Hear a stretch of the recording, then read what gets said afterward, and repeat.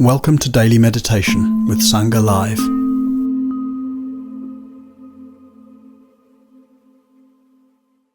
Morning. It's really good to be back. I recognise a lot of you have been here all week, but I noticed Laura's come back after an absence, so welcome, Laura. And we've been exploring wise intention this week, particularly the first quality of letting go. But today we're moving on to the sort of heart-led aspect of wise intention. So it's a fresh area, and you've not missed anything. Like always, can pick up at any point. We're all beginners with our beginner's mind, and equally, if you are new to meditation or new to the platform today, such a big welcome. I'm really joyful you're here. The thing about a Dharma community, the thing about this Dharma community is no one is an outsider. You may feel from the chat and, looking at it, one can feel that everybody knows each other, but they don't. They're just very friendly at heart, which is particularly appropriate for today. So I'm going to offer some reflections in a few moments, but those of you who've been here for the early part of this week know I just invite you first to settle in, and you can lightly close your eyes or just soften your gaze, perhaps leave the chat for the moment, leave that external sharing and come back to your inner gaze, softening and sensing into your presence here now. It's very potent in this virtual Dharma hall. You really feel the sense of all your presence, whether it's from Denmark or Washington, Australia or Southeast London. You're all supporting each other in this path of practice. Really seeing if you can soften the muscles of your face and jaw. Let go of your belly and really allow yourself to rest into being here, fully awake right now.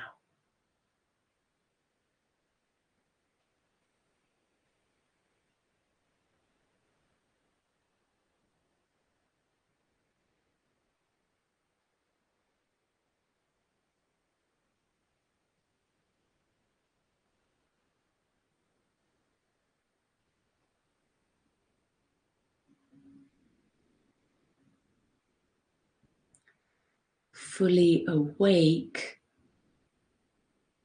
to whatever's moving through your experience.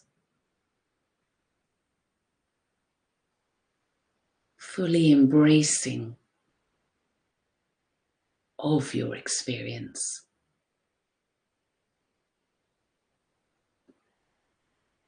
Fully caring for your experience as it is in this moment, this Thursday morning, right now.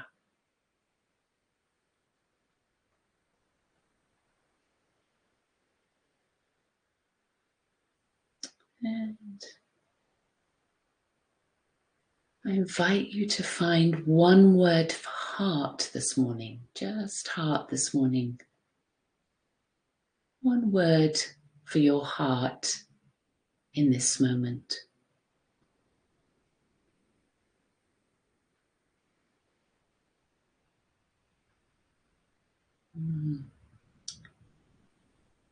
As I've invited you on other days, really holding your heart carefully.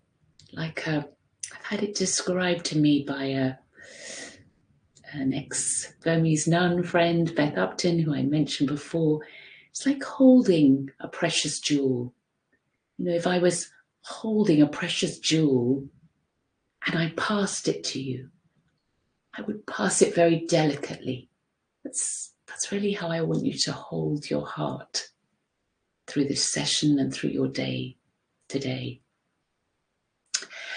So we've been exploring wise intention. We've very much focused on the letting go, the first quality of wise intention. Wise intention being the second step on the eightfold path, or the second spoke of the wheel, which is perhaps a lot more helpful because all the steps are interrelated. Obviously, wise intention affects wise speech, wise action. But the second quality of wise intention is metta. And I'm sure, along with David and a lot of people who have decades of practice, you've spent some time exploring metta. Perhaps an intensive Brahma Vihara practice. I certainly spent 6 months just focusing on that, which is, for those perhaps new to the practice, is the 4 flavors of love, the kind of quality of love that comes through this practice. And metta is a sense of inner and outer friendliness. And it's, without meaning to use a pun, it really is the heart of this practice. This practice would just be attention training if it didn't have the quality of love. It's not just awareness, it's loving awareness. Very different flavor. And it really is a path of liberating our heart. Liberating our heart. And saying that brings up a warmth for me in my heart. And the heart-led nature of this practice is the way we integrate it in our lives. And we're going to explore that a bit today, how we might bring that heart-led quality into our daily life, which is, after all, what we're here to explore. It's really how we integrate our practice. So this heart-led quality that we, bring to bear is something that really is a way of meeting our experience. It doesn't matter. We're going to mess up. We're going to make mistakes. Other people are going to mess up and make mistakes. People are going to be cruel and insensitive and not meet our needs. But we don't shut ourselves or anyone else out of our lives. We show up with an attitude of friendliness.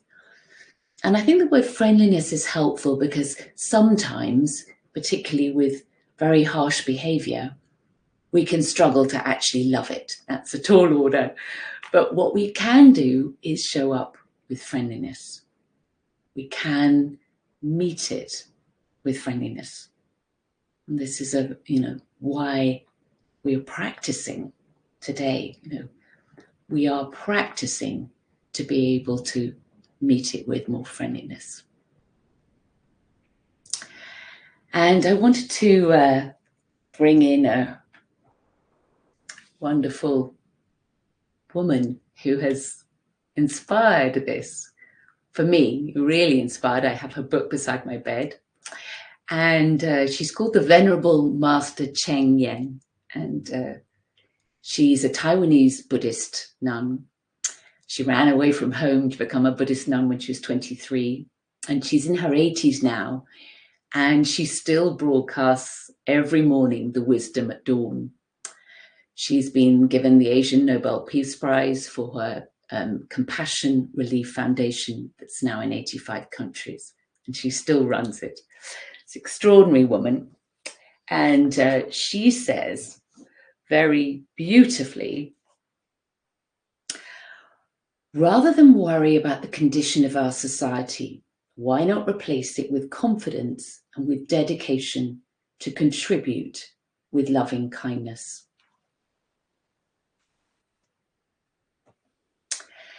And what I love about that, particularly maybe those of you who are in Washington, your immediate reaction is, but this society right now, how can she say that? How can we just, forget the ills of this society and just show up with loving kindness? But actually, that is the only thing we can do. And the more abhorrent the viewpoint, the more challenging people's words, the more we need to listen with attention and friendliness. And that's a tall order, I know.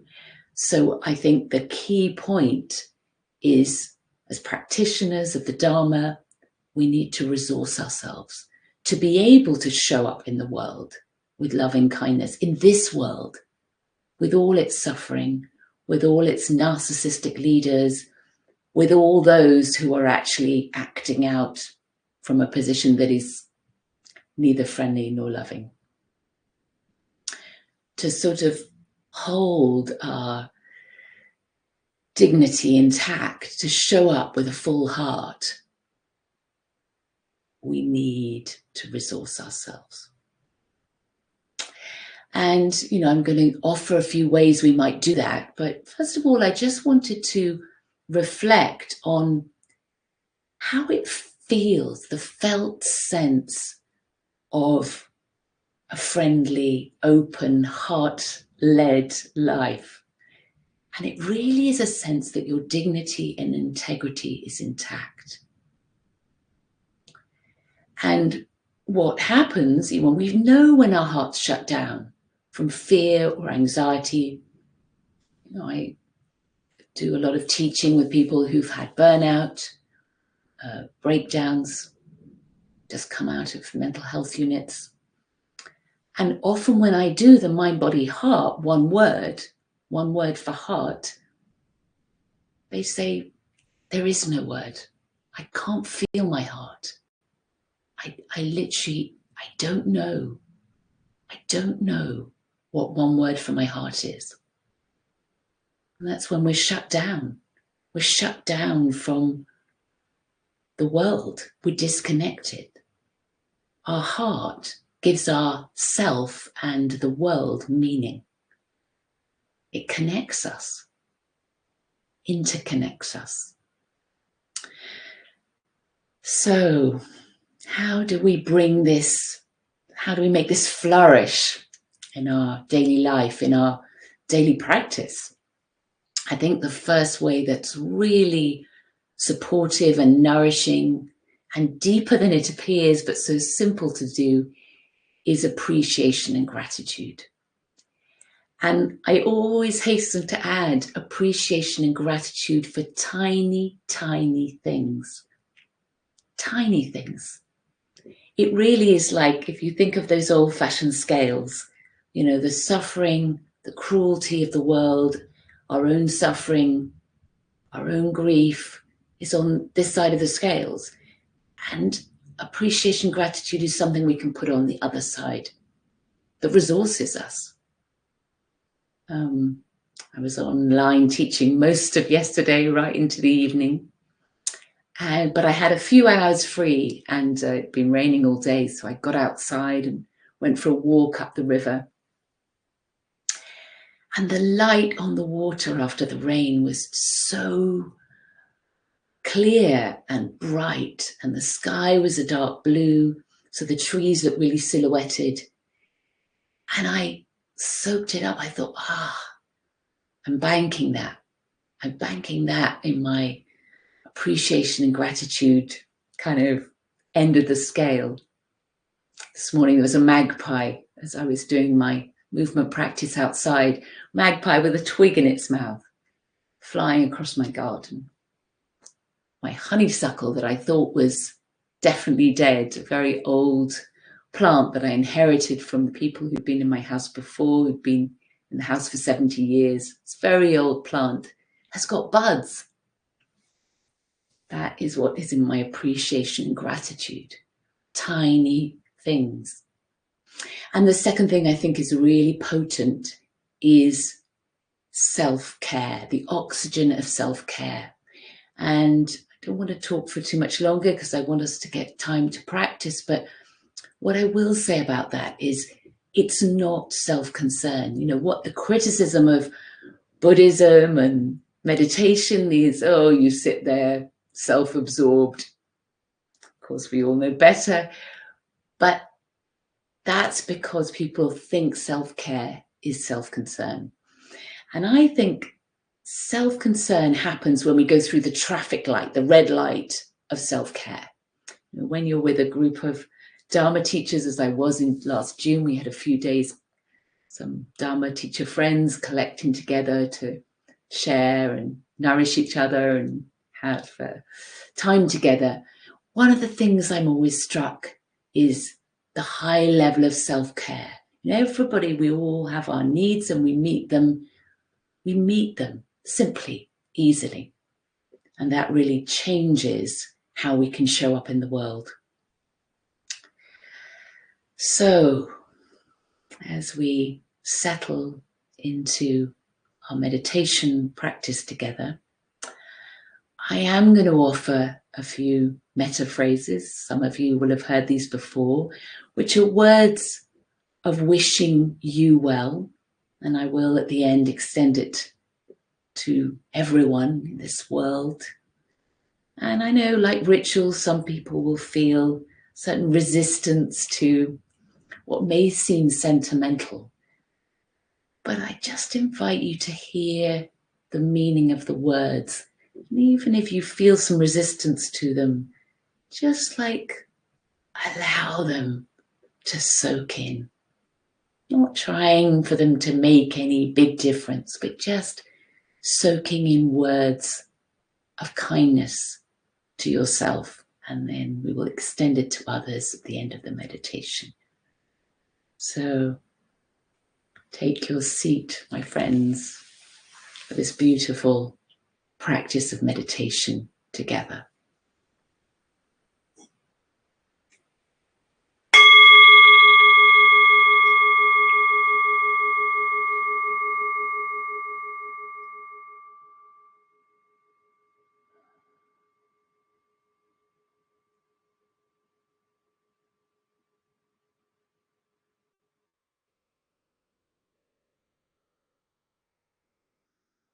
So as you settle into the stillness and silence that's particularly beautiful in the early morning before cities have got busy, before the world's on the move, the energy is a bit more electric. Your mind's got into your admin for the day. This beautiful time to practice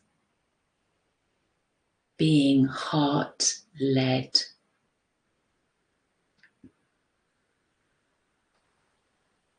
And I invite you this morning to just take a few moments to honor whatever the word was for your heart right now. Even if it was numb with grief, or turbulent, or lost. Really embracing that. This quality of being heart-led in wise intention is gentle and compassionate. It's about holding your heart like a precious jewel. Really holding it carefully and gently with attention.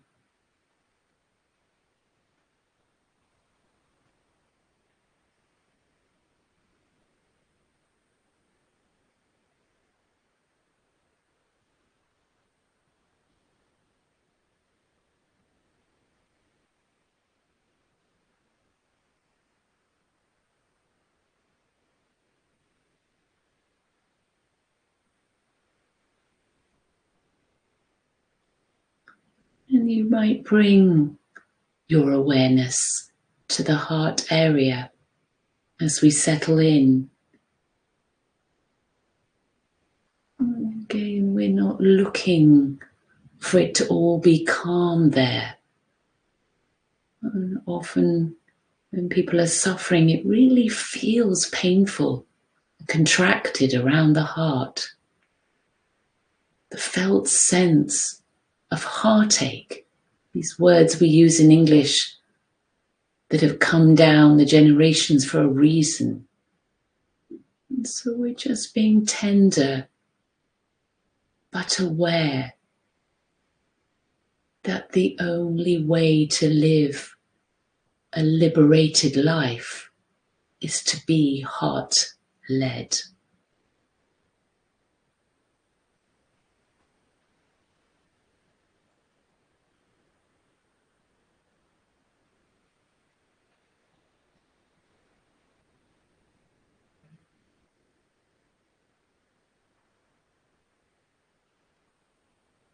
And I'm going to offer you a few words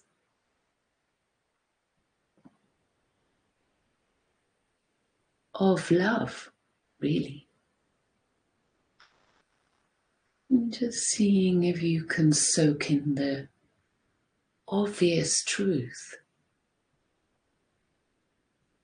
the obvious meaning, and equally being kind if there's resistance to that. May I be free of fear.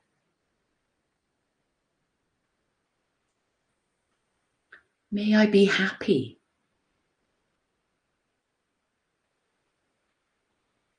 May I be healthy.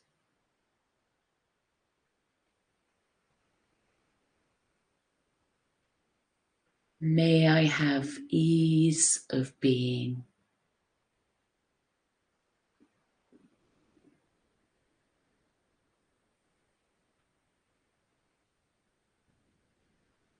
May I be free of fear.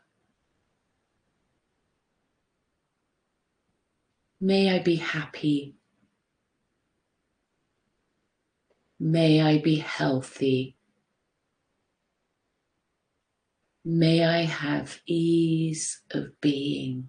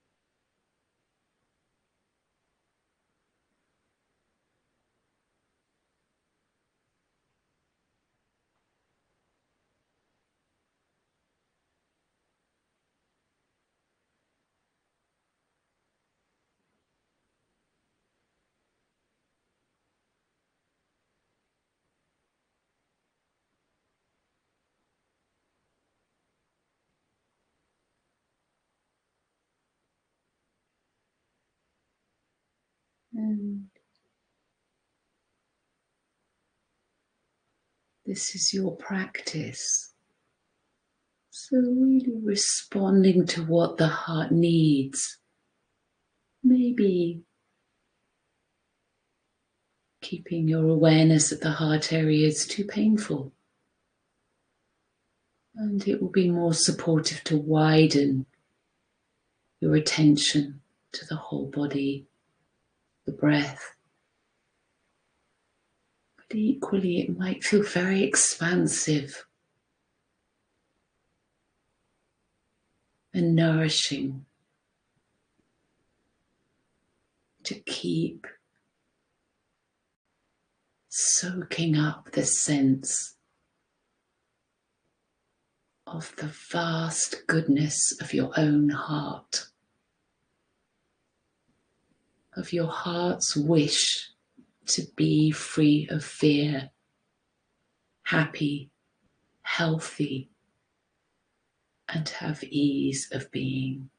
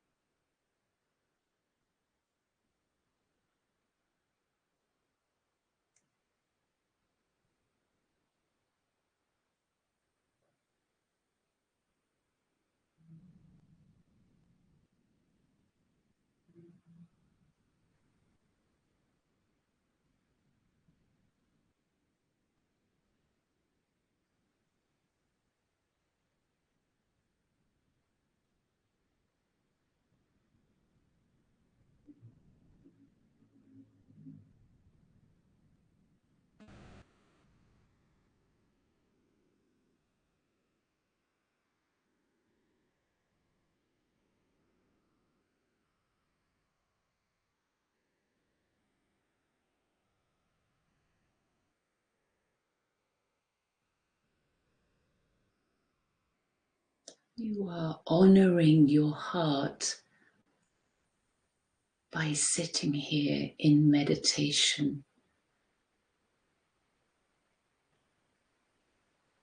You are on the journey to liberating your heart by sitting here in meditation.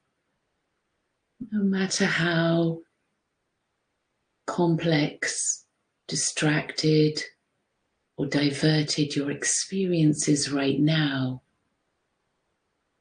really feeling the goodness of your practice by showing up here on this path to liberate your heart.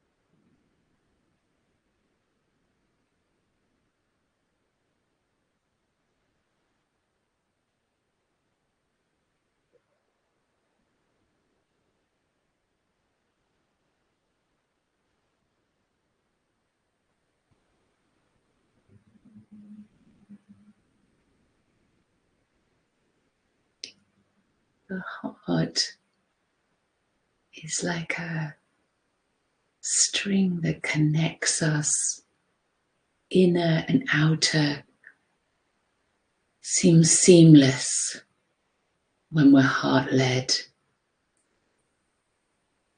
And you may have a sense of that now, the spaciousness around the body, in front, above and behind, the seamless connection between self and world.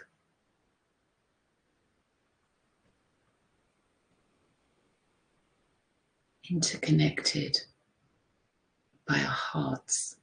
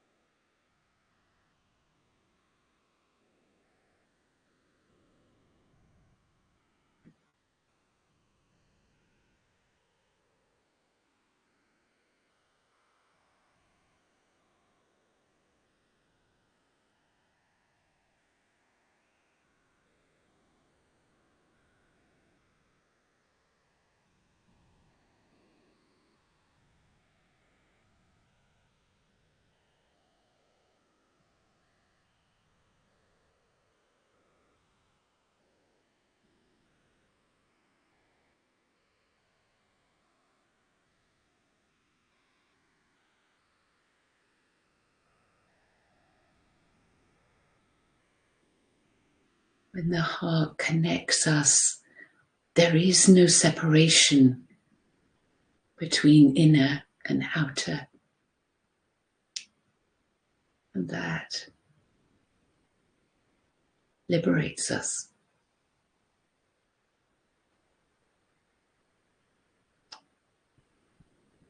This is a journey, a long path. And so really honoring where you are with your heart in this moment. Are you meeting it with gentle, kind compassion?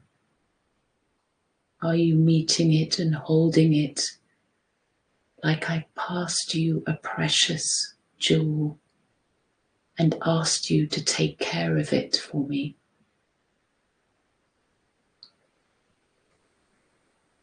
If that's a struggle, equally bringing friendliness and kindness to that.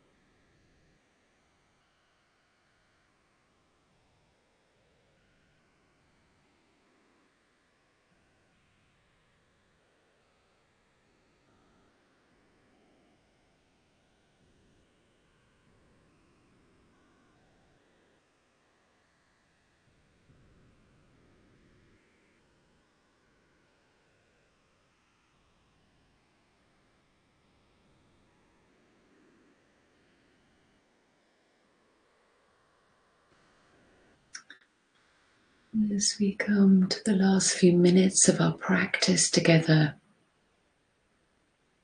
I'm going to offer some words of metta for all beings. May all beings be free of fear. May all beings be happy. May all beings be healthy. May all beings have ease of being.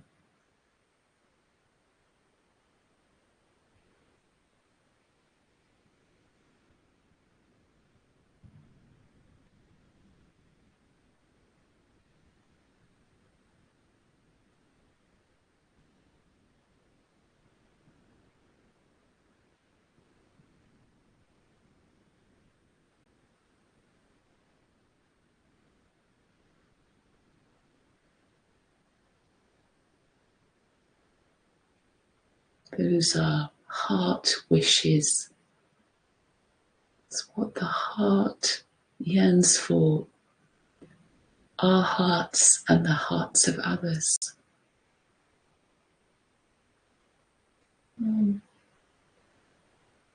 Perhaps as you go through your day to day, you can honor your heart's needs.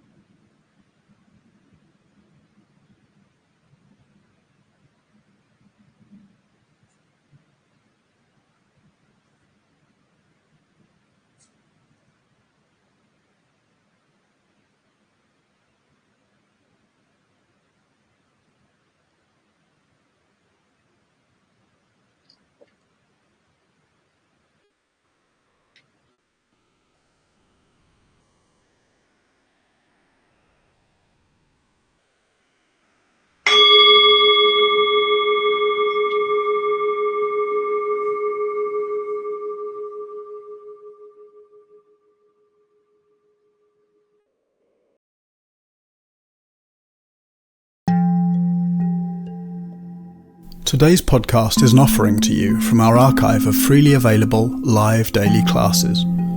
We make wisdom teachings and meditations as freely available as possible to as many people as wish to practice. You can help ensure we can continue to support a worldwide Sangha by leaving a review wherever you get your podcasts, by sharing this with someone who'd be interested, and by offering a small financial support at sangha.live/donate.